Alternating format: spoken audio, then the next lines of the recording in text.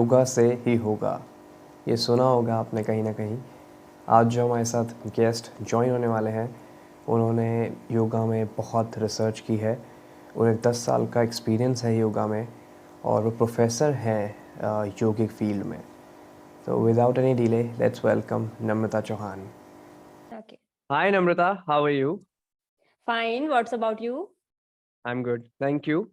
हाँ. सो नम्रता, आपने योगा में काफी कुछ किया है। आई मीन सेमिनार्स किए हैं, आपने रिसर्च की है योगा में, तो आपको काफी नॉलेज है। तो आप स्कूल से या कॉलेज टाइम से ही ये सीखते आ रहे हैं या फिर ये एक रिसेंट स्टार्ट है?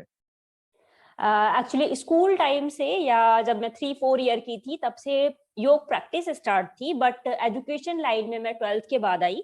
मेरा ग्रेजुएशन योग से है, मास्टर डिग्री योग से है, इसके अलावा मैंने पीएचडी भी योग में की है। उसके बाद अभी टीचिंग भी मेरी योग में ही चल रही है। वाह वाह, नाइस नाइस। तो तो आपने, ऑलमोस्ट हमारे 10 ईयर हो चुके हैं योग में। अरे वाह, 10 years in yogic practice, it's huge. Yes. तो नम्रता, आपने ये सब काफी 10 साल से आप प्रैक्टिस कर रहे हैं, आप काफी लोगों से मिले भी होंगे, आपने काफी लोगों के साथ लर्निंग भी की होगी। तो अभी आप फिर ये टीचिंग स्टूडेंट्स को कराते हैं योगा के बारे में?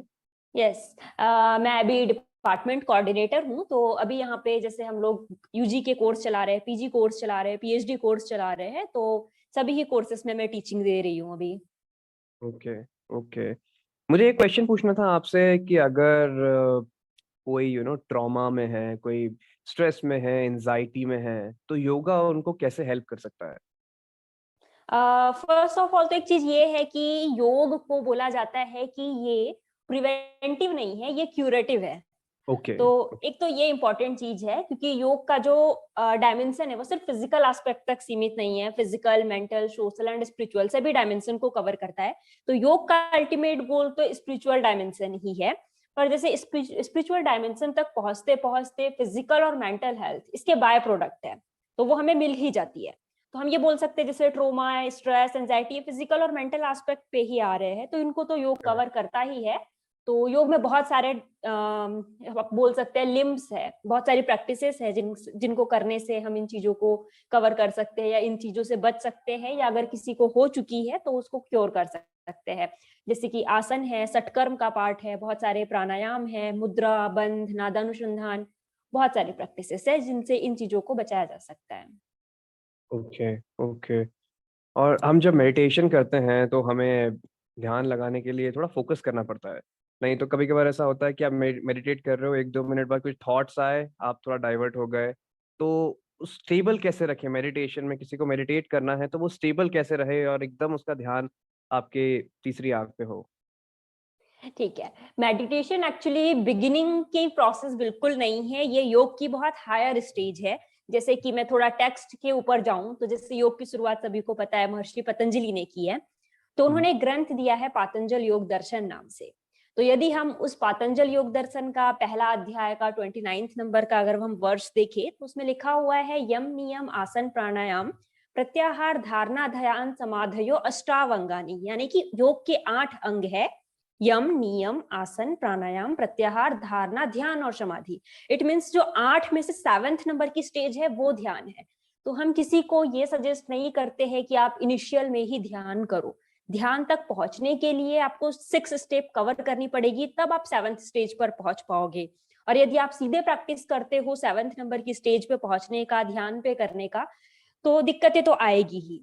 यदि हम स्टेप बाय स्टेप जाए तो हमें दिक्कत नहीं आएगी। ये उस तरीके से वैसा हो गया कि आप किसी बच्चे को सीधे 7th क्लास में एडमिशन दिलवा रहे हो फर्स्ट सेकंड ना करवा के, तो हमें उसको फर्स्ट सेकंड थर्ड क्लास की प्रैक्टिस जरूर करवानी पड़ेगी।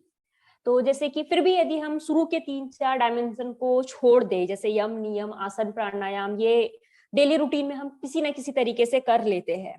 बहुत सारे फॉरवर्ड बेंडिंग हम करते हैं काम को करने में, बैकवर्ड बेंडिंग कर लेते हैं। जब हम थके हुए होते हैं तो डीप ब्रीदिंग हो ही जाती है। तो इन चीजों को आप हटा भी दे तो फिर भी एक कॉन्सेप्ट है धारणा का। ओके। तो जब तक हम धारणा की प्रैक्टिस नहीं करेंगे ध्यान हमारा नहीं लगेगा। एक्चुअली ध्यान लगाने वाली प्रोसेस होती ही नहीं है, ध्यान ऑटोमेटिक लगता है। जो लगाने वाली प्रोसेस है या प्रैक्टिस करने वाली जो चीज है वो धारणा है। इसको हम ऐसे बोल सकते हैं, मतलब एक एग्जांपल के थ्रू यदि मैं समझाना चाहूँ, ओके। तो यदि हम एक तेल की बॉटल से अगर हम तेल को गिराए, तो शुरुआत में क्या होता है ना, वो ड्रॉप ड्रॉप करके गिरता है, राइट फिर राइट। बाद में उसका फ्लो आता है। तो करेक्ट। धारणा और ध्यान एग्जैक्टली वो है कि जब हम प्रैक्टिस कर रहे हैं उस तेल को गिराने का, तो शुरुआत में वो ड्रॉप में ही गिरता है, गिरेगा। ब्रेक हो के गिरता है, फिर थोड़ा प्रैक्टिस हो जाने के बाद वो फ्लो बनता है। Same right. ध्यान के साथ है कि यदि हम धारणा की प्रैक्टिस करें, इट मीन्स हमारे विचारों को, थॉट्स जो हमारे बार बार आ रहे हैं, ध्यान क्या एक्चुअली विचारों की शून्यता की अवस्था को ही हम ध्यान बोलते हैं। महर्षि पतंजलि बोलते हैं करेक्ट। तत्र प्रत्येकतांता ध्यानम, यानी कि जब हमारे थॉट सिर्फ एक सब्जेक्ट में स्टेबल हो जाए, इधर उधर ना भागे, उसी को हम ध्यान बोलते हैं। तो धारणा केस में हम क्या करते हैं कि विचारों को बार बार एक स्थान पे लाने का ट्राई करते हैं। अभी जैसे कि मैं किसी एक वस्तु पे ध्यान करना चाह रही हूँ, फॉर एग्जाम्पल मैं सन पे ध्यान कर रही हूँ, लेकिन मेरा ध्यान भटक के जाएगा कि मुझे स्टडी करनी है, कभी ध्यान भटक के जाएगा अच्छा मेरे मोबाइल पे राइट। किसी का कॉल आ रहा होगा, तो बहुत ध्यान भटकते हैं।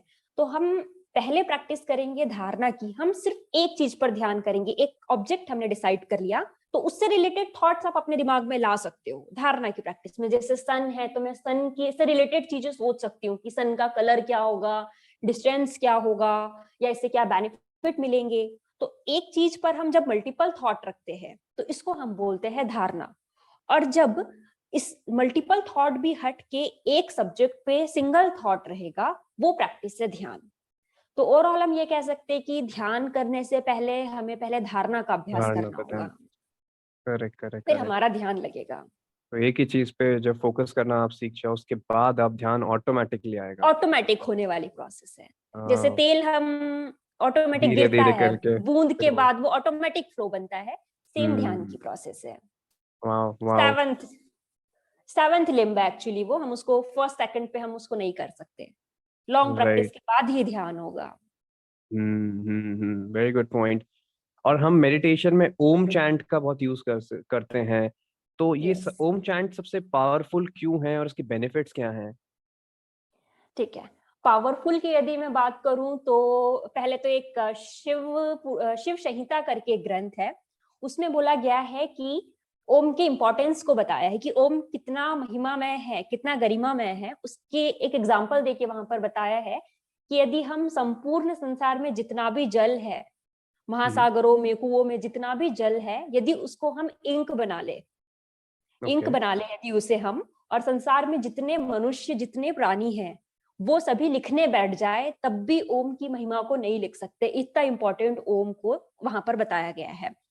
और ओम इंपॉर्टेंट इसलिए है क्योंकि वो बहुत इजी है, बहुत छोटा सा वर्ड है, कहीं पर उसको एकाक्षरी बोला है, कहीं पर पंचाक्षरी बोला है, तो बहुत स्मॉलेस्ट वर्ड है। लेकिन जैसे होता है ना कि बड़ी चीज को जब हम सॉर्ट करते हैं, समरी उसकी जो होती है वो ज्यादा पावरफुल होती है। हम्म। आप इसको ऐसे बोल सकते हो जैसे ओम जो वर्ड है वो 3 वर्ड से मिलकर बना है, अ, उ एंड म। 3 वर्ड ओके। को जब हम आपस में मिलाते हैं तो वो ओम बनता है। तो जैसे जब हम उच्चारण यदि हम करके देखें ओम का, तो अ जब हम बोलते हैं तो उसका प्रोनाउंसिएशन होता है हमारे नेवल रीजन से। उ जब हम उच्चारण करते हैं तो वाइब्रेशन यदि हम उसको ध्यान से देखें तो फील होगा हमारे थ्रॉट रीजन पे। और जब हम म प्रोनाउंस करते हैं तो हमारे नाक में उसका कुछ वाइब्रेशन फील होगा। तो वर्ड्स उच्चारण की जितनी भी पॉसिबिलिटीज है, मींस वर्ड 3 ही जगह से हम प्रोनाउंस कर सकते हैं, नेवल रीजन से, थ्रॉट से एंड नोज से। तो तीनों डायमेंशन को ओम कवर करता है। और जब अ का उच्चारण हो रहा है तो हमारा एब्डोमिनल रीजन में जितनी भी ग्लैंड्स है, उनको अ वाला जो वर्ड है वो एक्टिव करता है। मेजर ग्लैंड से ही पर है हमारे एब्डोमेन रीजन में, हमारे थ्रॉट रीजन में, एंड हमारा नोज रीजन का मीन्स है हमारा जो मस्तिष्क वाला सारा विभाग है, जहां पर पिट्यूटरी, पीनियल, ये सारी ग्लैंड से उसको एक्टिव कर देता है। तो पूरी ग्लैंड्स को एक्टिव हो जाने से सभी रोग एक तो दूर हो जाते हैं, और सारी संभावनाओं को ओम कवर करता है। अ, उ और म, मतलब वर्ड सारे प्रोनाउंस उसमें हो जाते हैं। और एक चीज हम ये भी ओम में बोल सकते हैं कि ओम जो है वो बहुत सारी साधना पद्धतियां है जिसको आप सिर्फ जप कर सकते हो, बहुत सारी चीजें हैं जिसका आप सिर्फ ध्यान लगा सकते हो, कुछ चीजें हैं जिसको आप सिर्फ लेखन करके उसका बेनिफिट ले सकते हो। लेकिन ओम एक ऐसी प्रैक्टिस है जिसका आप जप कर सकते हो, ध्यान कर सकते हो, चैंट कर सकते हो, लिख सकते हो, सारी ही चीजों में आप उसको यूज कर सकते हो, तो उसके बेनिफिट्स आपको जरूर मिलते हैं। Very very very good point. आपने बहुत अच्छे से एक्सप्लेन किया नम्रता हर चीज को। तो थैंक यू सो मच इस पॉडकास्ट में आने के लिए। आपको कैसा लगा ये पूरा पॉडकास्ट देते हुए? बहुत अच्छा लगा, क्वेश्चन बहुत वैलिडेट थे, मीन्स लोगों को इन चीजों का पता नहीं होता है, लोग हम्म गलत तरीके से कर रहे हैं या एकदम से ध्यान करने बैठ जा रहे हैं, तो उनको ये जरूर बेनिफिट देगा कि कैसे करना है। तो बहुत डेफिनेटली इस वीडियो के सहारे काफी व्यूअर्स को नॉलेज मिलने वाली है कि कब कैसी चीज कहाँ से स्टार्ट करें। So thank you so much Namrata for coming on this podcast. Thank you sir, thank you. Namrata से बात करने में बहुत अच्छा लगा। बहुत नॉलेज मिली, बहुत लर्निंग मिली, योगा के बारे में सीखने को मिला। जिस तरीके से मेडिटेशन के बारे में उन्होंने बताया कि वो एक 7वें स्टेप होती है करने की, तो काफ़ी कुछ सीखने को मिला है इस पॉडकास्ट में मुझे तो। और मैं होप कर रहा हूँ कि आपको भी मिला ही होगा। वीडियो पसंद आया हो तो लाइक कीजिए, शेयर कीजिए और सब्सक्राइब कीजिए। Thank you.